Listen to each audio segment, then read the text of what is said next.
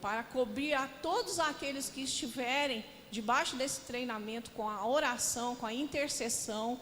Vou estar orando e jejuando pela sua vida, pela vida dos seus familiares, pela sua casa, pelos seus bens, por tudo aquilo que Deus colocou na sua vida. Desde o início até o final desse treinamento, eu vou estar com esse propósito na minha vida. E tudo que eu peço para os irmãos é que, por favor, façam a mesma coisa por mim, amém? Vamos levantar uma oração, ao Senhor com esse propósito. Senhor nosso Deus e Pai, eu entro na presença do Teu altar, Senhor, nessa hora, no Santo dos Santos, em nome de Jesus Cristo, Pai. Através da nova aliança, eu faço uso do sangue do Cordeiro para entrar diante do Teu trono e Te apresentar, Senhor, esses meus irmãos que aqui comigo estão. Entro na Tua presença com todos eles, Pai. Te apresento, Senhor, toda a parentela dos Teus filhos, as suas casas, Senhor, os seus animais de estimação, as suas criações, suas propriedades, tudo aquilo que o Senhor deu para eles, ó Pai.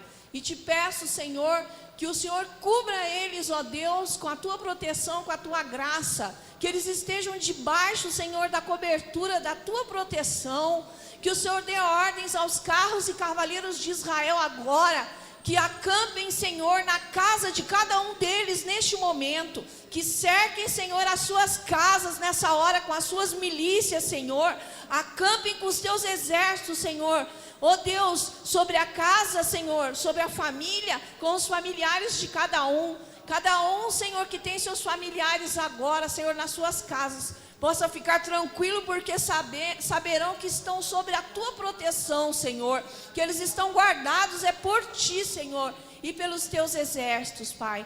Eu te peço em nome de Jesus que tudo aquilo que for ensinado nesse lugar, Senhor, seja da parte, Senhor, do trono da Tua glória, seja inspirado pelo Teu Santo Espírito, Senhor.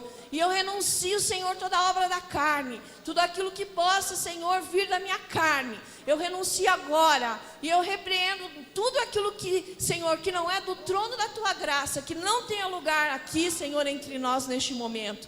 Nós te pedimos, fica conosco aqui, Pai, fica conosco, dá-nos assistência, continua, Senhor, com os Teus olhos sobre nós, ouvindo tudo aquilo que falaremos aqui, Senhor.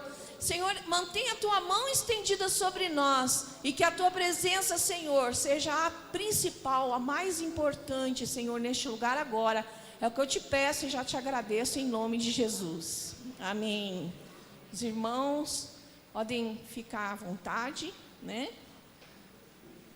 Vamos estabelecer primeiro um procedimento que eu acho que vai ser legal para nós, que é: cada um escreva o seu nome nessa contracapa dessa apostila aí.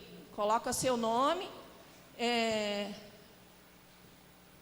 Não precisa colocar nenhum dado, só o nome mesmo, porque essa apostila depois ela vai ser anexada às outras. E nós vamos fazer uma encadernação para entregar para vocês um livro só, de todos os módulos, tá bom? Então ponham um nome na contracapa para que a gente saiba quem é o dono de cada uma dessas apostilas que está aí com vocês, tá bom?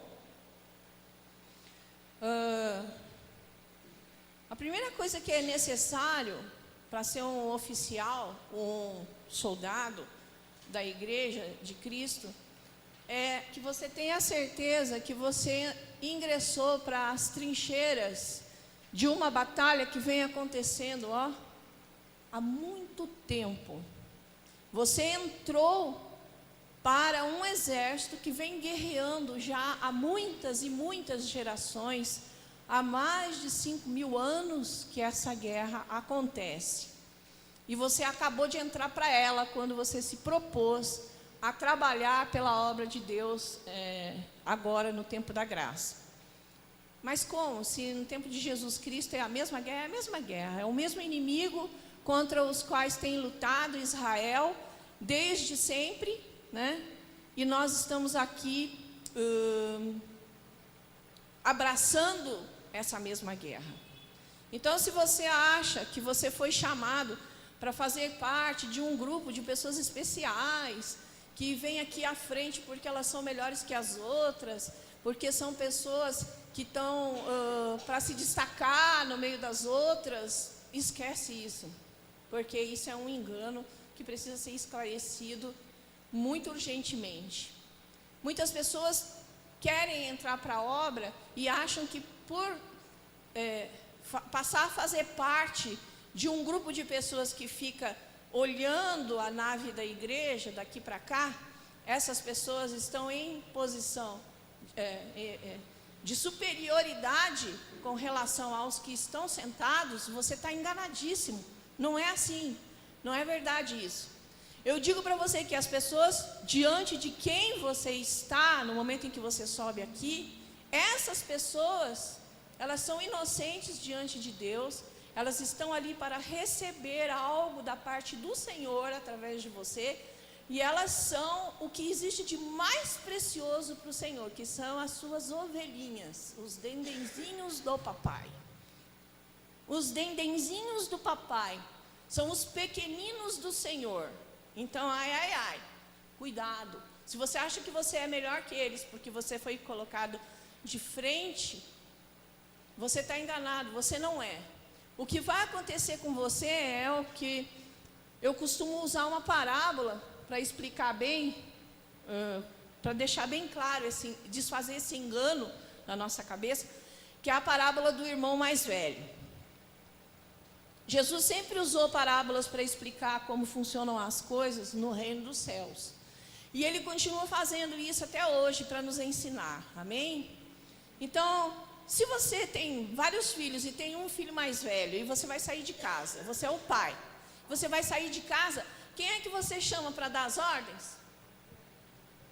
Mais velho. O irmão mais velho. Você vai chegar para o mais velho e falar: vem cá, moleque. É o seguinte, eu vou sair e o fulano precisa você ajudar ele nas lições, o outro fulano precisa você dar banho todo mundo tal hora, jantar e tal, cama tal hora, certo? Certo. Para quem que ele deixou as instruções? Para o irmão mais velho. Muito bem. Quem que está sem apostila aí? Agora ficou complexo, hein?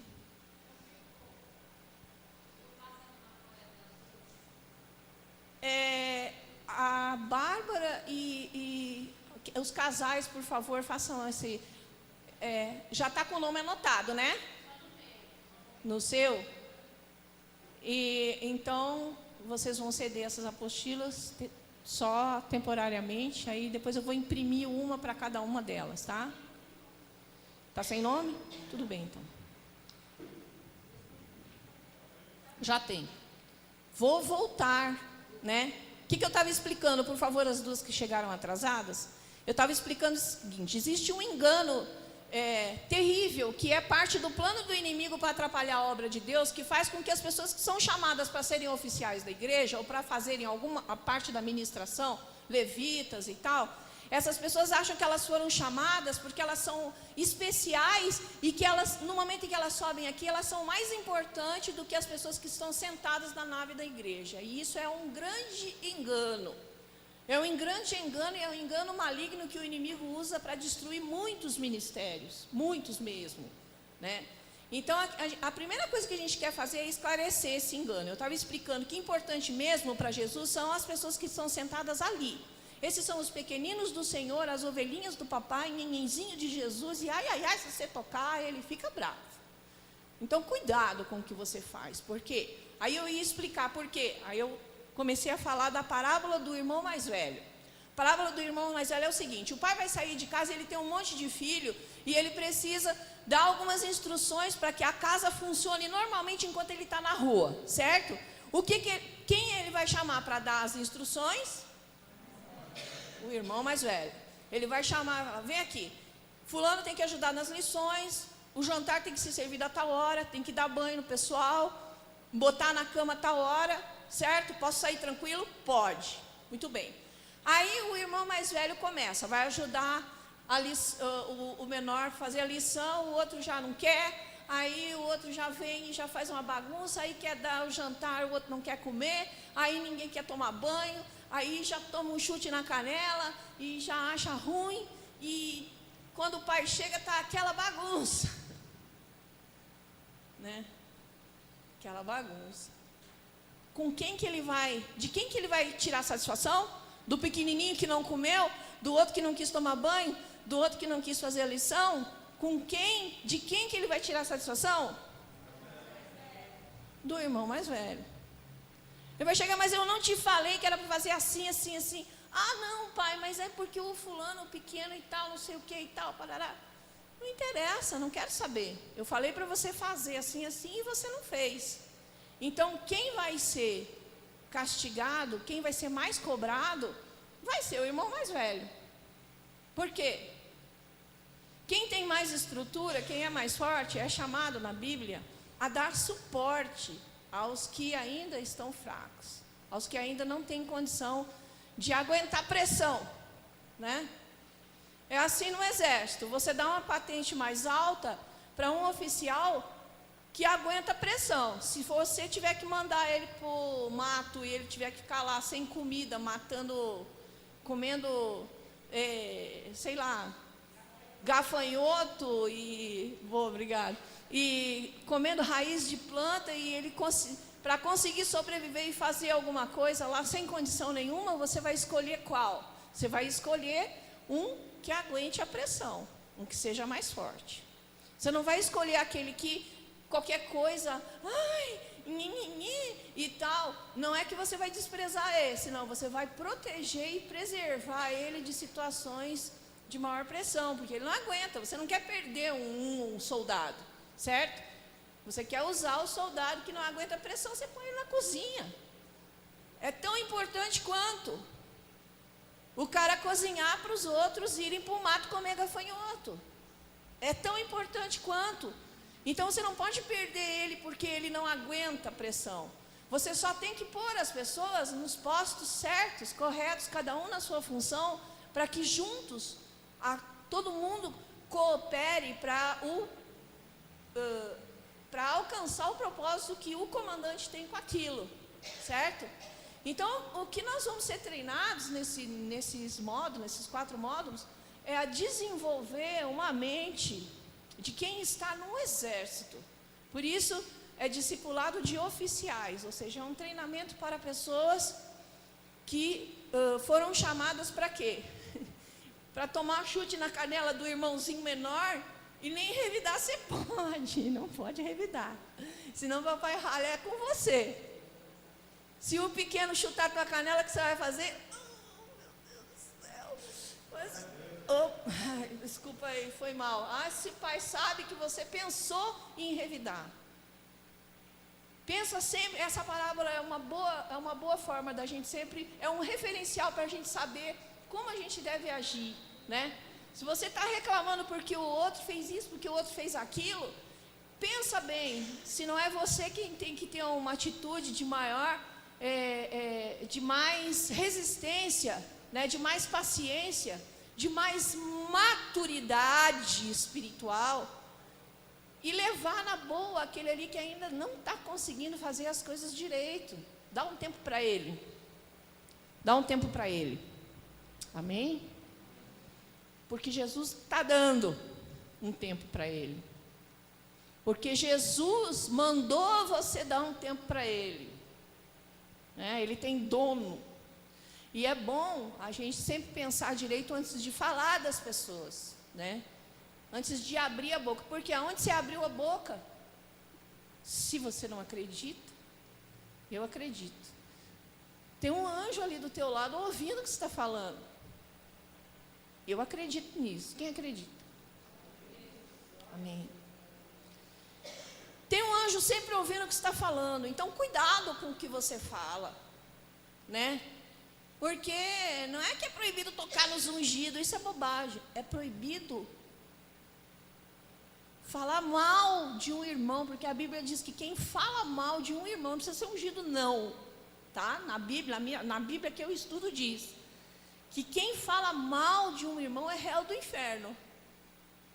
Então, a coisa é estreita. Tem que ter cuidado.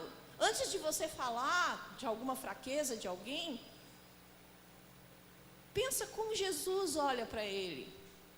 Pensa por que Jesus escolheu ele para estar dentro da igreja. Pensa qual foi o motivo que Jesus teve para chamar ele para ficar aqui perto de nós, né?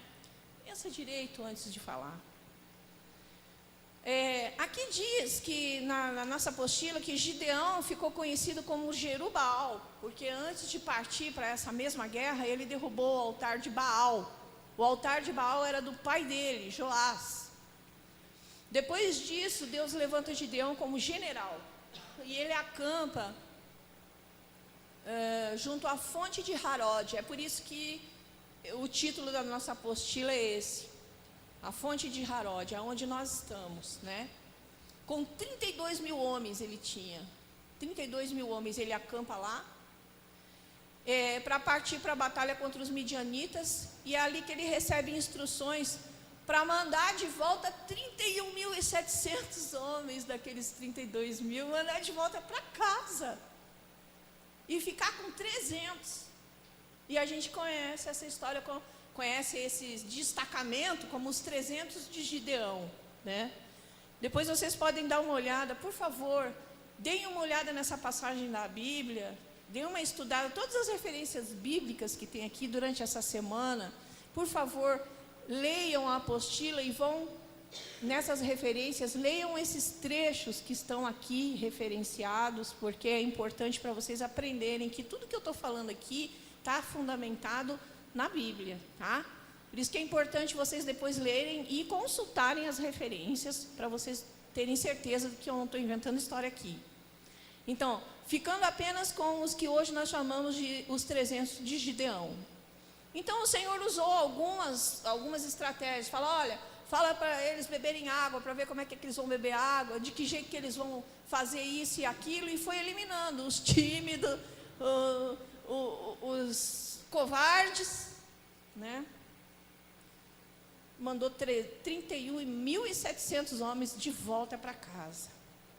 Então, nós somos um exército absurdo. Isso está na apostila do módulo 4, que nós vamos estudar. Que exército doido e maluco é esse que nós somos? E Jesus e Deus nos ensina, através da sua palavra, exatamente como é que esse exército se move, como que ele trabalha, quais são as estratégias desse exército.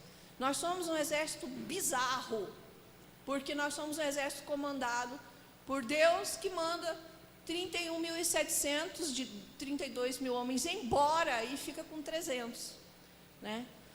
Esses 300, eles vão ser suficientes para que, no momento em que a vitória for alcançada, a glória ser dada ao Deus de Israel, e não à força do braço do soldado, do isso, do fulano, daquilo, né? Então, ainda hoje, nós estamos nessa mesma guerra.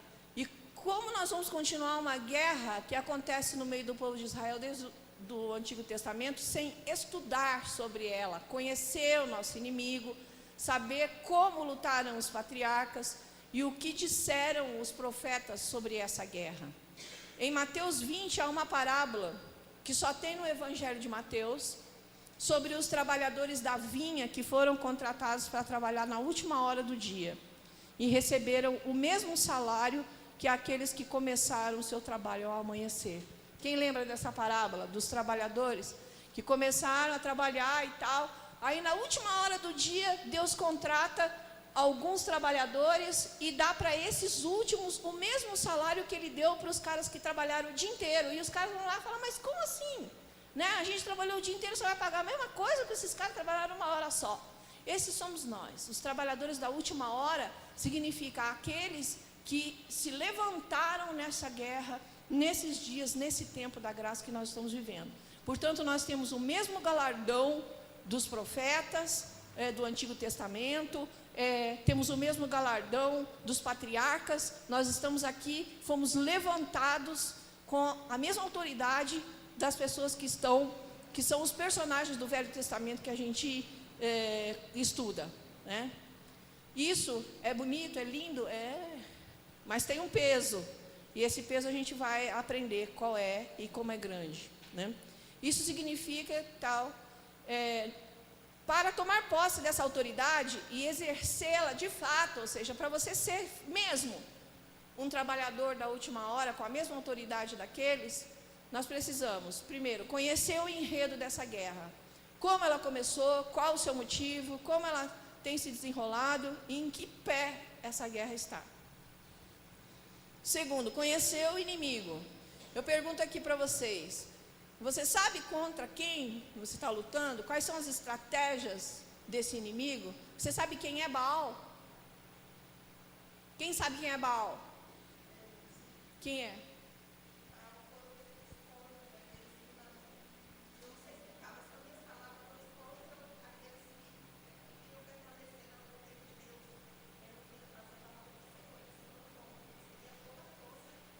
Eles, Baal então representa o inimigo. Quem mais? Oi? Não, Baal. Outro Deus. É outro Deus. Quem mais? Um Deus dos cananeus. É um Deus esquisito aí. Mas eu vou dizer para vocês, na verdade, Baal não é um Deus. Baal são 4 principados, tá? É uma sigla, aprendam hoje, por favor. B de Beuzebu, A de Astarote, A de Asmodeu e L de Leviatã. São 4 principados. B-A-A-L. São 4 principados sobre o qual reina Satanás, que é o imperador desse império que está implantado nesse mundo. Atenção, por favor, atenção, que nós temos pouco tempo. Baal é uma sigla de 4 principados, e sobre eles, 4 principados, reina Satanás, que é o império. Por isso o pentagrama, aquela estrela de 5 pontas, são 5 autoridades, uma sobre as 4 menores. Esse é o nosso inimigo. Amém? Amém. Esse cara aí, são 5 caras, né? Contra quem a gente está lutando. Conhecer as profecias sobre essa guerra, porque elas são a lâmpada para os nossos pés. Elas nos ajudam, por favor, não interrompam o estudo. A gente vai depois aprender por que a gente não pode desviar a atenção das pessoas sobre o que está sendo ministrado no altar. Amém? Lâmpada para os nossos pés. Elas nos ajudam a não cair nas ciladas e nos enganos, que são a principal arma do inimigo. Por quê? Porque ele sabe que ele não pode te corromper direto. Ele não vai te oferecer, ele sabe que você não vai cair no pecado se ele te oferecer uma prostituição, uma bobagem dessa que está lá para o mundo. Você, como um separado e uma pessoa especial, ele vai criar armas de engano.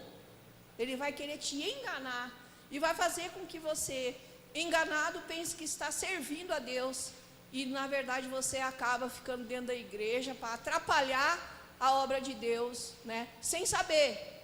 Não vai fazer isso intencionalmente, com certeza, mas vai estar fazendo mesmo sem saber, certo? Então, saber que Jesus já venceu essa guerra, isso já está decidido.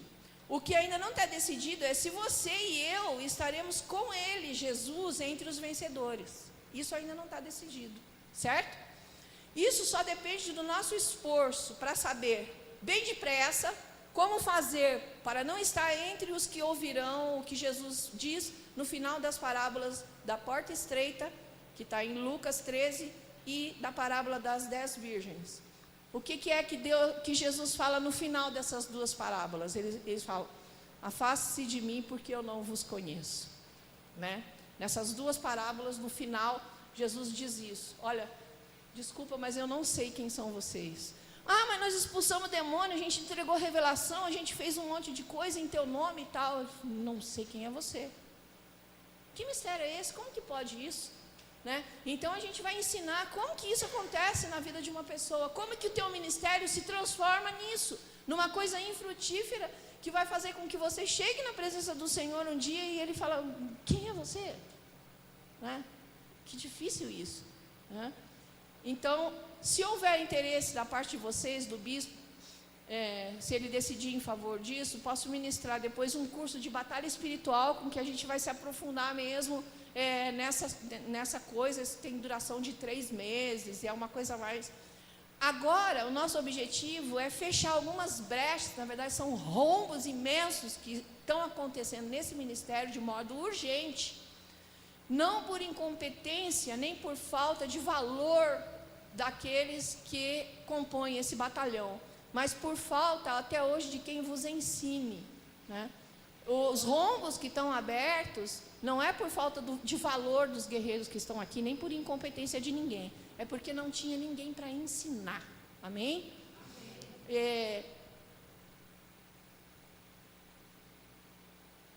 O motivo disso tudo é o seguinte, eu vou dizer para vocês, é que o vosso bispo, ele tem, entre outros dons espirituais, o dom de maravilhas, que é o dom de operar milagres. Está aqui a referência bíblica que fala desse dom, né? E esse dom irrita o inimigo de uma forma especial. Ele irrita de um jeito diferente, né? E Deus pretende usar o bispo para fazer coisas que ainda vão chamar mais atenção do inimigo ainda, porque esse dom é um dom através do qual Jesus opera coisas indescritíveis. E o Senhor ainda não usou o bispo, eu falei para ele isso, assim que eu cheguei, eu falei, olha, o Senhor ainda não te usou para ressuscitar mortos, porque você não tem uma retaguarda, e por misericórdia, para você não sofrer a retaliação que você sofreria se isso acontecesse, né? Então, por causa disso eu estou aqui. Eu não esperava esse chamado, na verdade. Eu vim só para alertar. Eu falava coisas para o bispo como um alerta. Falava, olha, se você continuar fazendo o que está fazendo, com essa estratégia de batalha que tem aqui dentro, você vai levar uma bifa atrás da outra. Pode? Sim.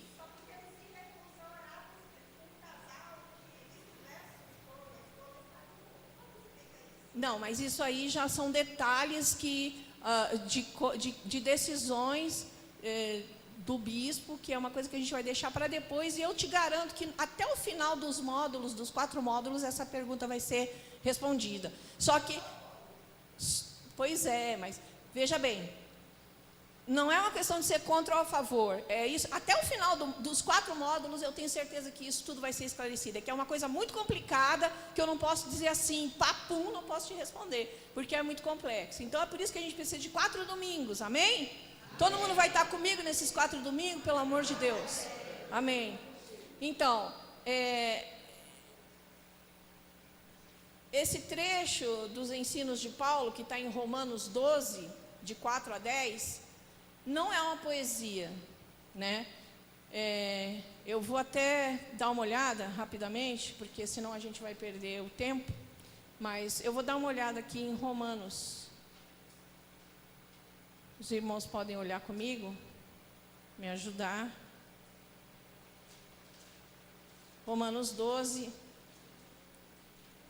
de 4 a 10, diz assim: porque assim como num só corpo temos muitos membros, mas nem todos os membros têm a mesma função, assim também nós, enquanto muitos somos um só corpo em Cristo e membros uns dos outros, tendo porém diferentes dons, segundo a graça que nos foi dada, se profecia, seja segundo a proporção da fé, se ministério e tal. Então, vamos estudar esse trecho, por favor, né, durante essa semana, porque não é um poema, isso aqui é uma instrução, é um ensino muito específico sobre como funciona essa coisa de um monte de gente junta fazendo esse trabalho que nós estamos nos propondo a fazer. Amém?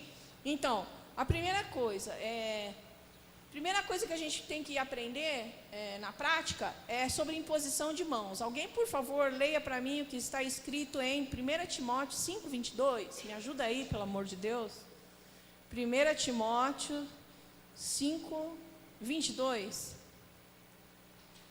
Vamos todo mundo trazer a Bíblia, tá? Na próxima, a Bíblia, sem a Bíblia. Soldado desarmado volta para casa. Pelo menos aqui na fonte de Harod, soldado desarmado, volta para casa. 2 Timóteo 5:22, quem?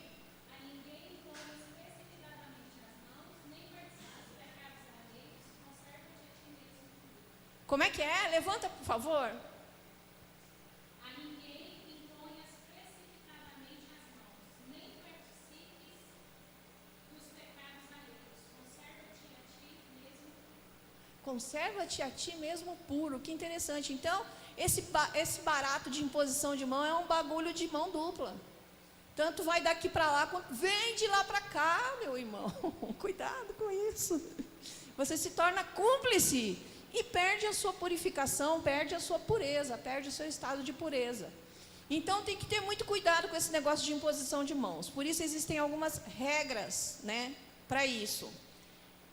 Regra para imposição de mão.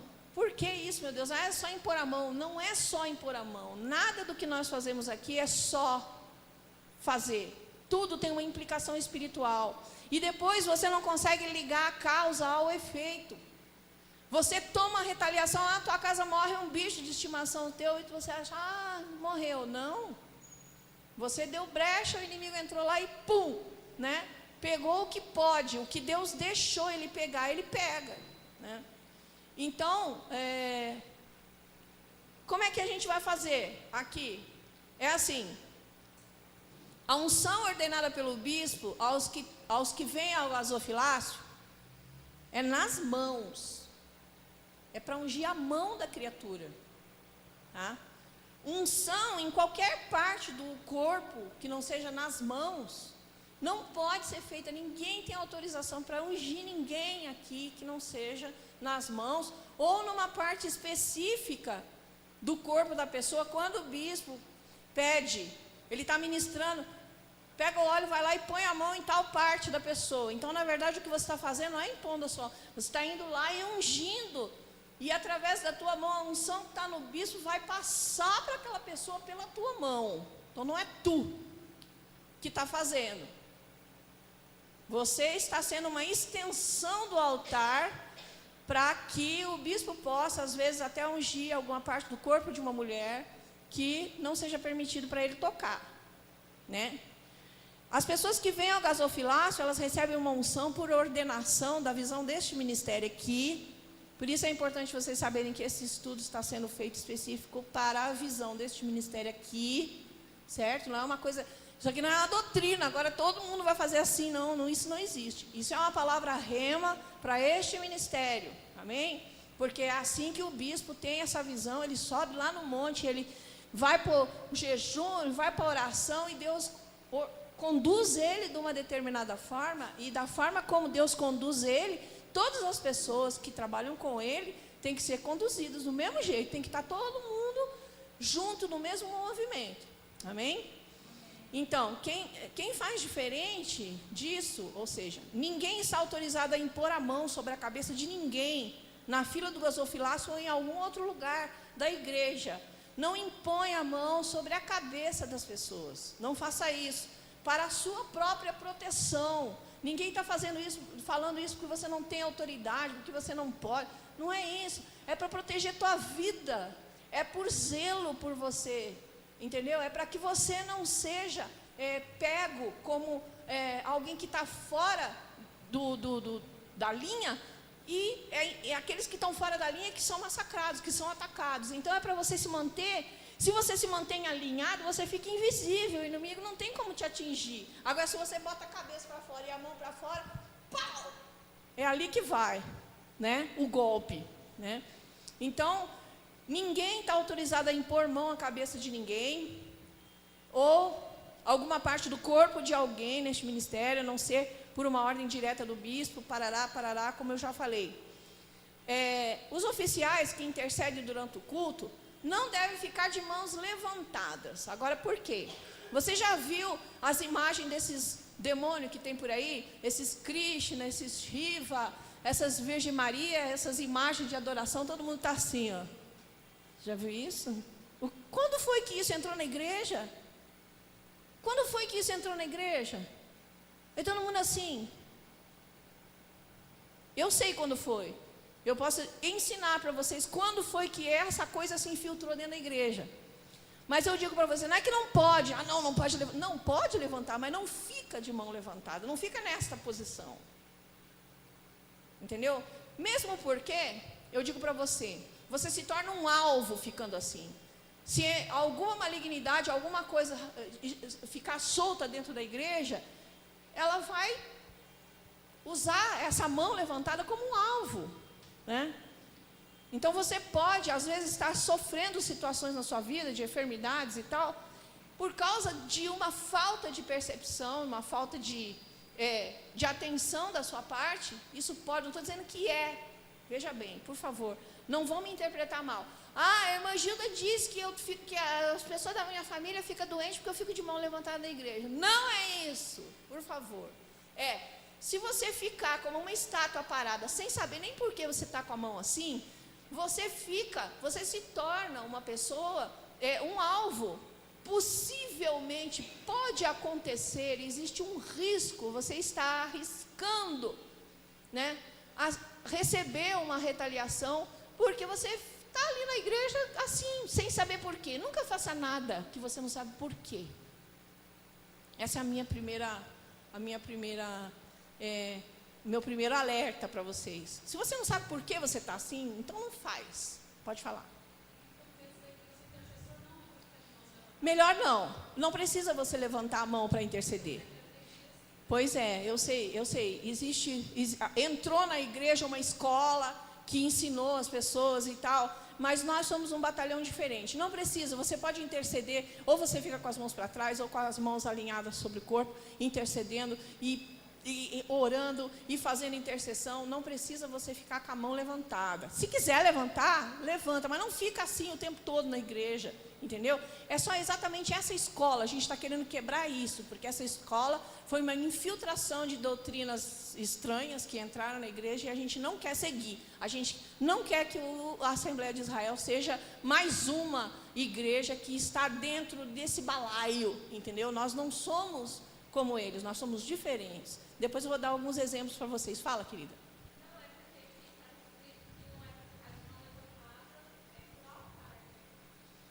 Não, para qualquer lugar. Não fica assim.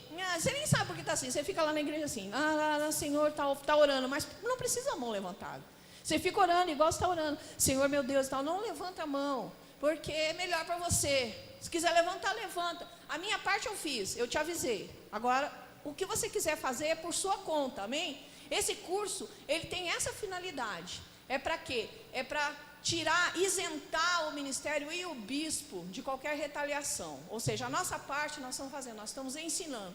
Quem não quiser seguir o ensinamento, tudo bem, não tem problema nenhum, é por sua conta. Aí nós não temos mais a responsabilidade e nem compartilhamos mais da retaliação com você. Amém?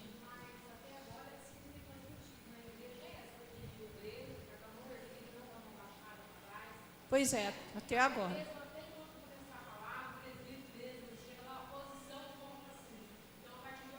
Melhor não.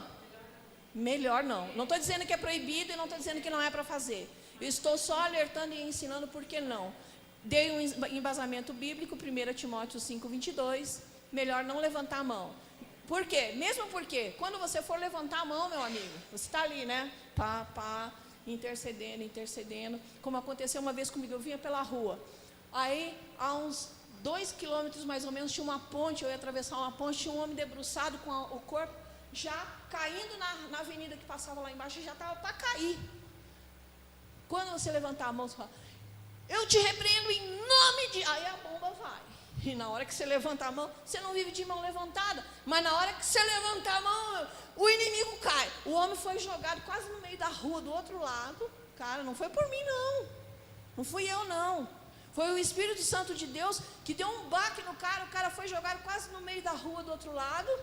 E eu fui chegando, falando, o que você estava fazendo? O que você ia fazer, pelo amor de Deus? Aí ele olhou para mim e começou a chorar. Eu era músico na banda da igreja. Primeira coisa que ele me falou, deitado no chão, bêbado. Eu era músico na banda da igreja, eu estou desviado. Ai, eu não sei nem o que eu estava fazendo, onde que eu estava, nem sabia onde estava a criatura.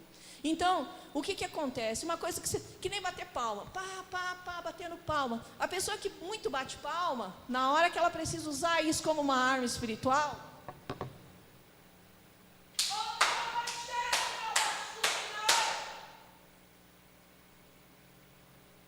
não tem aquela mesma, aquele mesmo impacto, entendeu? Tu está sendo o inimigo já está até acostumado. Mas na hora que se tu não está sempre fazendo isso, e na hora que tu levanta a mão, nós está assim, né? No meio da igreja orando. Aí entra um endemoniado, que nem já aconteceu aqui. E tu levanta a mão e fala: Senhor, em nome de Jesus, meu Pai, guarda esse ministério, guarda a nossa igreja. Aí tu levanta a mão com autoridade, com algum objetivo específico. Aí sim, né? O Senhor vai usar você de uma forma mais poderosa. E você também não fica ali de bobeira exposto a tomar uma retaliação, amém? Então, não estou proibindo, não estou dizendo que não pode, só estou ensinando para vocês que é melhor, se você guardar uma posição de repreensão, ou uma posição de imposição de mão, ou qualquer atitude sua espiritual, se você guardar isso, para um momento em que você estiver mesmo no meio de uma batalha, e você tiver que usar aquilo como uma arma, amém? Intercessão. Quando um oficial auxilia o bispo durante uma ministração de imposição de mãos, ou unção com óleo, o oficial não impõe a mão sobre a pessoa junto com o bispo. Você não está ali impondo a mão também, junto com ele, né? Por quê? Porque na palavra de Deus, o Senhor ensina que as pessoas são usadas para fazer as coisas uma de cada vez. Então, o bispo está ali impondo a mão, está ungindo, e você está perto. Se você quiser ficar de mão levantada, não tem problema. Mas não fique você também ministrando junto com ele, porque duas ministrações, elas não são necessárias.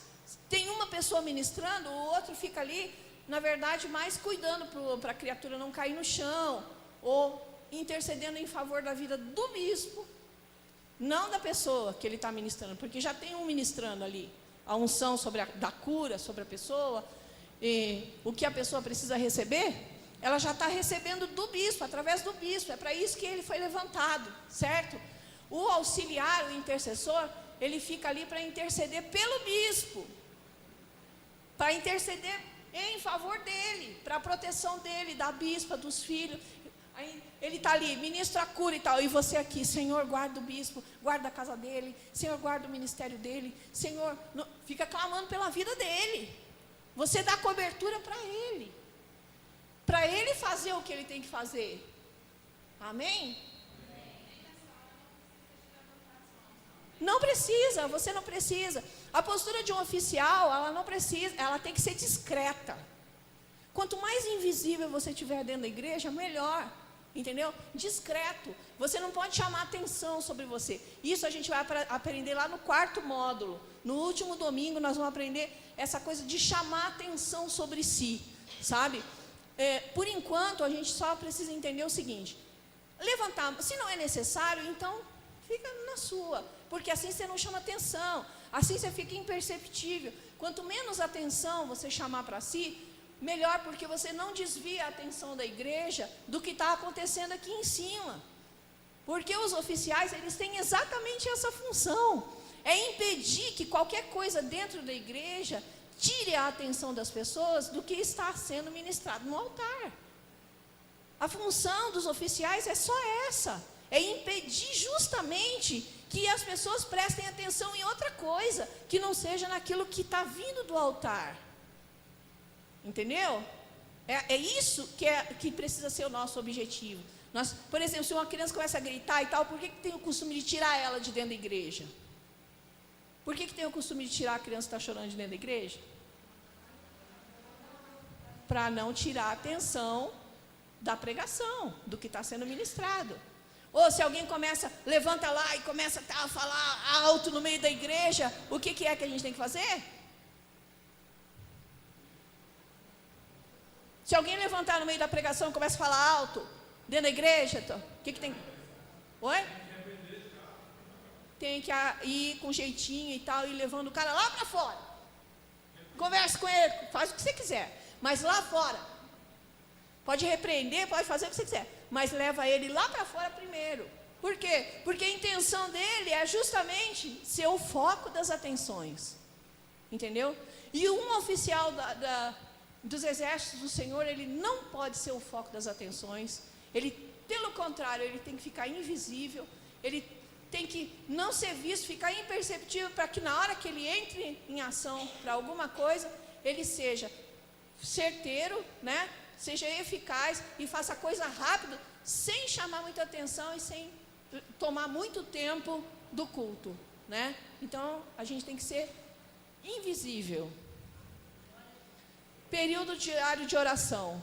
No Ministério da Graça, nada é feito por obrigação religiosa, por legalidade, porque nós não estamos sob o jugo da lei. Jesus diz que o jugo dele é leve e suave. Portanto, nada devemos fazer por mandato, sob pena de castigos. Isso pode ser bíblico, mas não é para os cristãos. Então é importante a gente entender isso. O maior mandamento que Cristo deixou para nós, no qual ele diz que ele sintetizou toda a lei de Moisés e todos os ensinamentos dos profetas. Olha só Jesus tem o poder de fazer um trem desse. Um único mandamento, ele falou, está incluído toda a lei de Moisés e todos os ensinamentos dos profetas. Amar a Deus sobre todas as coisas e ao próximo quanto a ti mesmo. Amar a Deus de todo o teu... que mais? De toda a tua força e de todo o teu quê? Entendimento. De todo o teu entendimento. Se você não entendeu o que você está fazendo, como que você vai fazer uma coisa que você não está entendendo? Então, na graça, a coisa funciona assim, ó. Se você não fizer, você vai ser... Não é mais assim com Jesus. Com Jesus é assim. Você tem que ensinar, convidar todas as pessoas a estudarem, se aprofundar, para elas entenderem o porquê que elas não podem fazer. Amém? Ninguém é proibido de ficar levantando a mão e de fazer o que quer que seja aqui. Ninguém está proibido. Isso aqui não é decreto.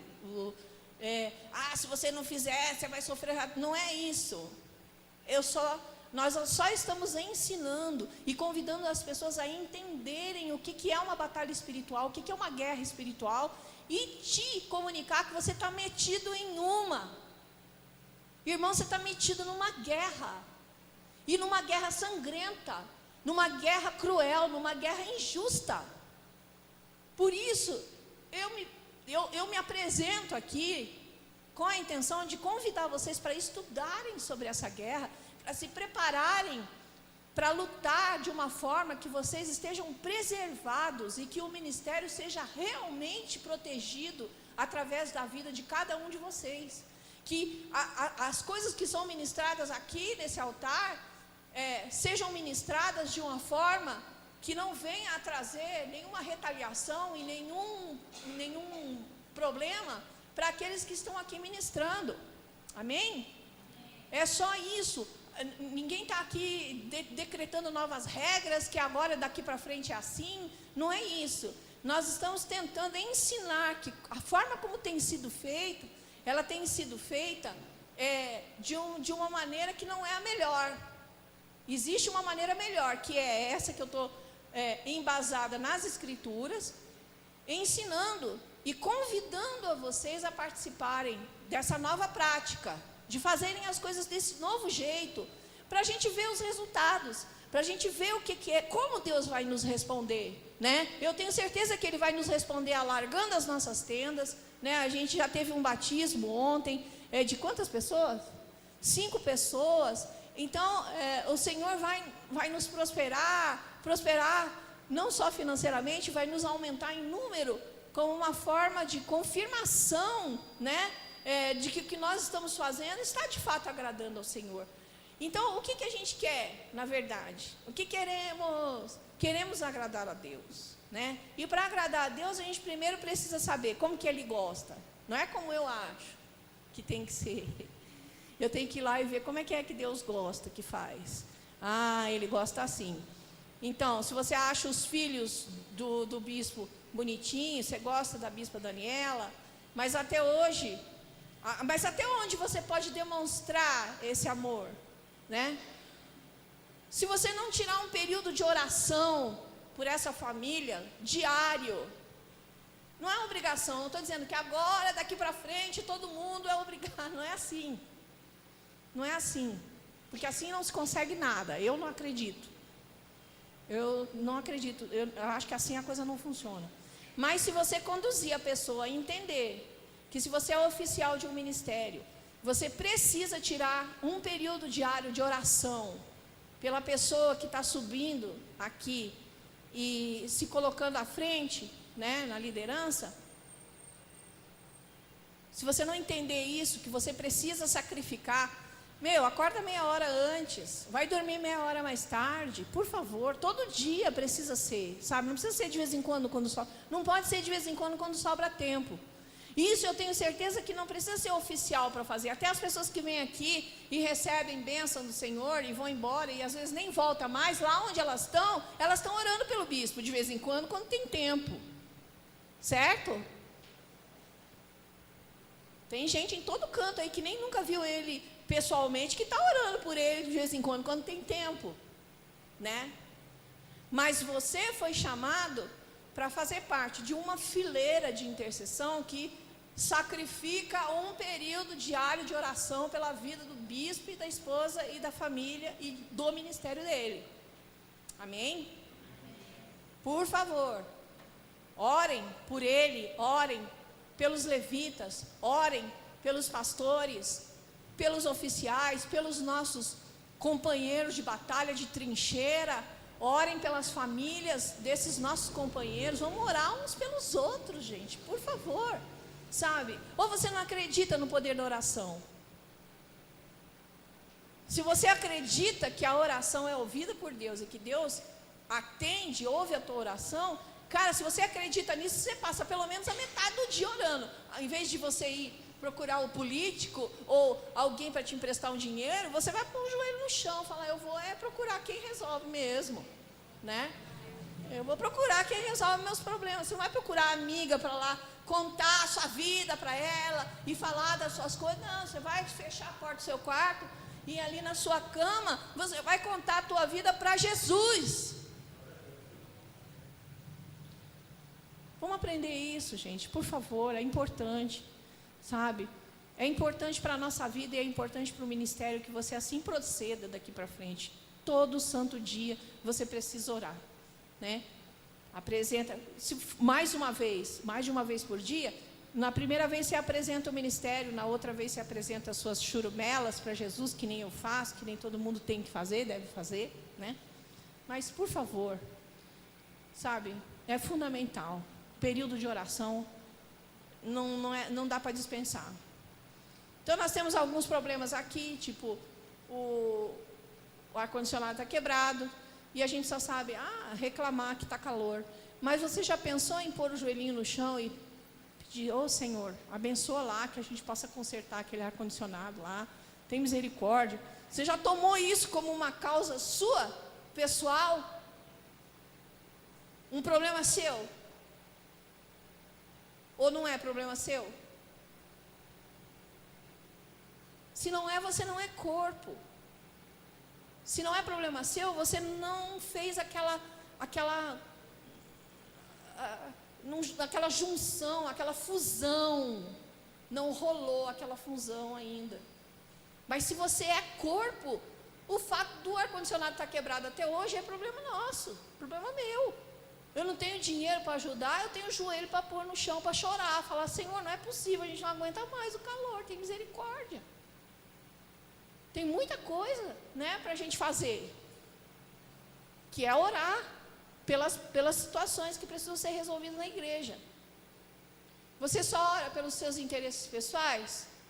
E assim mesmo, só quando o negócio... Porque tem gente que nem pelas coisas pessoais ora, né? Só quando o negócio fica ruim, aí ele corre lá, ai meu Deus, né? Não faz isso não deixa o negócio chegar nesse ponto. Vai orando todo dia, devagar, que eu tenho certeza que as coisas não chegam numa situação tão crítica. Eu tenho certeza disso. Você crê nisso? Então, se a gente crê na oração, vamos praticar, né? Tem um problema? Vai lá falar com Jesus. Ou você acha que ele não tem poder para te resolver, para te ajudar? Se você sabe que ele tem, você vai procurar, uai, né?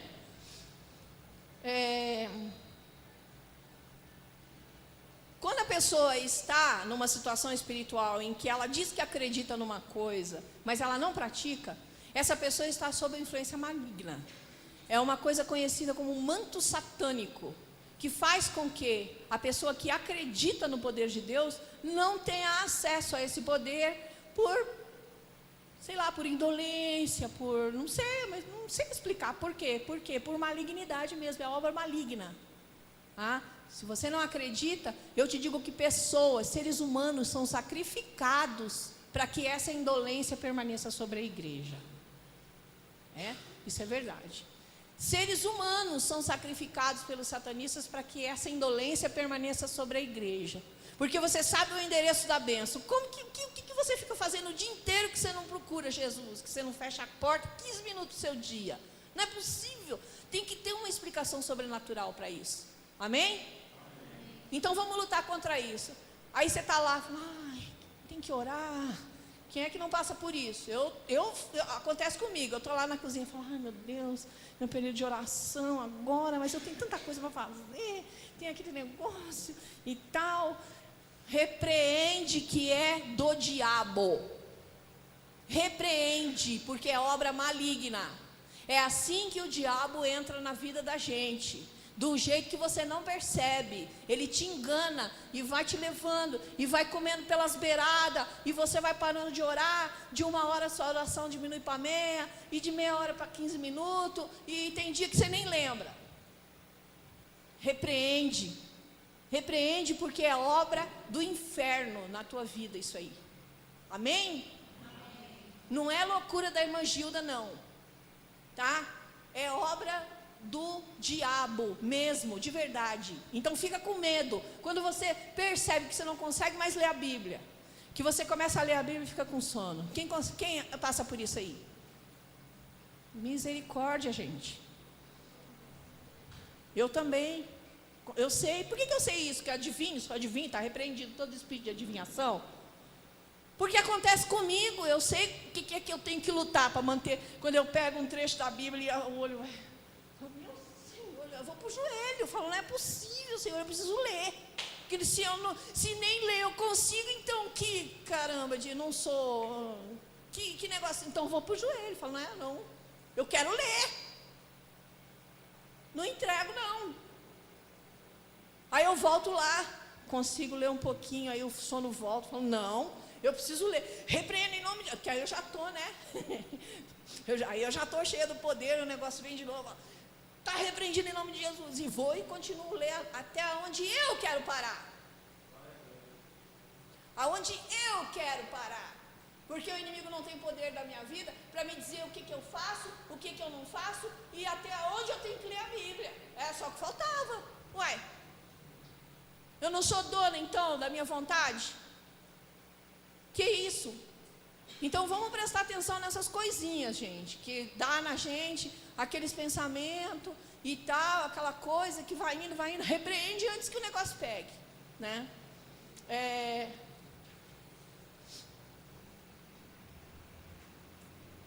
Se a liderança permitir que uma pessoa nessas condições, ou seja, isso significa, se você se tornou uma pessoa nessas condições, você se tornou uma ameaça para o ministério, porque você virou brecha, você virou porta, ao invés de ser uma porta fechada, onde o inimigo não entra, você virou uma porta aberta para o inimigo entrar, e ele vem ensinando ali na igreja, né, através de você. Se você está nesse estado, se você chegou nesse estado, lute para que você não se torne uma ameaça dentro da igreja, porque você se torna uma ameaça tanto para a minha vida quanto